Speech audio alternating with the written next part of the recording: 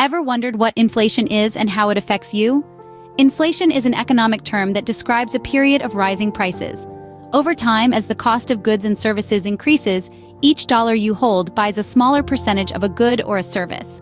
Economists use a tool called the Consumer Price Index, or CPI, to measure inflation. The CPI tracks the cost of a set basket of goods and services over time. So, in simple terms, inflation is the rate at which the general level of prices for goods and services is rising. What causes inflation, you ask? Well, it's primarily driven by three key factors: demand pull inflation, cost push inflation, and built-in inflation. Demand pull inflation happens when demand for goods and services exceeds their supply. Imagine a hot new gadget hits the market and everyone wants one. But if there aren't enough to go around, the price goes up. Now let's talk about cost push inflation. This occurs when the cost of production rises, causing producers to increase prices to maintain their profit margins. Think about a drought impacting a crop. The scarcity of the crop could cause the price to skyrocket. Lastly, we have built-in inflation. This is when businesses and workers expect prices and wages to increase over time, and so they adjust their behavior accordingly. It's a bit like a self-fulfilling prophecy. In essence, inflation is caused by an imbalance between demand and supply in the economy. Now, let's delve into how inflation impacts you and the economy. Inflation, in essence, erodes your purchasing power. It's like an invisible tax that nibbles away at your wallet. Imagine having $100 today, but next year, due to inflation, the same $100 can only buy you less. The value of your money has diminished. This is the erosion of purchasing power.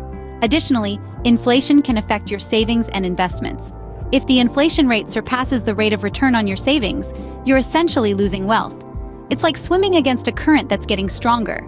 Inflation also impacts different economic sectors. Some sectors, like real estate and commodities, might benefit from moderate inflation, but others, such as fixed income sectors like pensions and bonds, can suffer. Clearly, inflation can significantly influence both individual financial health and the overall economy. Did you know there are different types of inflation? Let's start with creeping inflation, which is slow and steady, often seen as a sign of a healthy economy. Think of it like a turtle, slow and steady. Then we have galloping inflation. Picture a horse galloping at full speed. This is when inflation rates rise quickly, but not to the point of hyperinflation. It's more rapid and can make the cost of living more difficult. Lastly, there's hyperinflation, the wildest of them all. This is inflation in overdrive, where prices inflate at an extremely high and typically accelerating rate.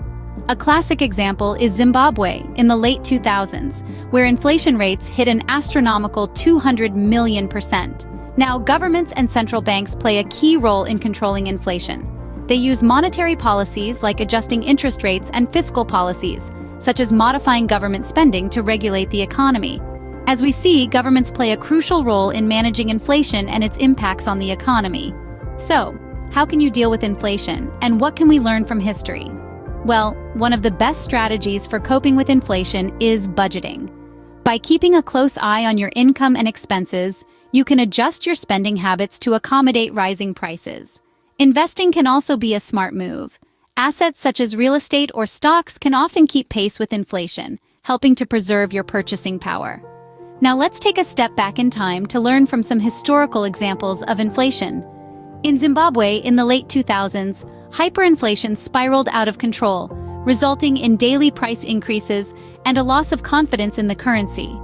Meanwhile, in the early 20th century, the Weimar Republic in Germany experienced similar issues. In both instances, unchecked inflation had devastating effects on the economy and the livelihoods of the people. But it's not always about rising prices. Sometimes economies experience deflation, which is a decrease in the general price level of goods and services. While this might sound like a good thing, deflation can actually be problematic. It often leads to reduced economic activity, as consumers delay spending in anticipation of further price drops, and businesses hold off on investments due to lower profit expectations. Whether it's inflation or deflation, understanding these concepts can help you make informed financial decisions. Let's quickly recap what we've learned about inflation. We've explored its definition, causes, and effects, discussed various types, government policies, and coping strategies, and looked at historical examples. We also differentiated between inflation and deflation. Remember, a little knowledge can go a long way in navigating the economic landscape. Until next time, stay financially savvy.